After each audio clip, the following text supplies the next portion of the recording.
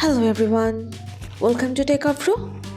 Today in this video, I'm going to show you how to increase phone storage by removing extra item in your Android phone. Before starting the video, please subscribe to Techavro. So let's get started. For this, you have to open your settings. Now scroll down.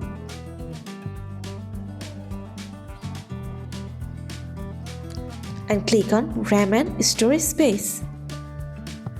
Press on manage storage.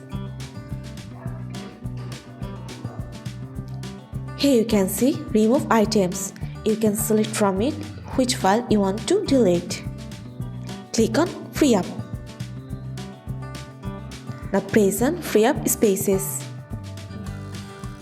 That's it. So this is how to increase phone storage by removing extra item in your Android phone. So guys, that's it.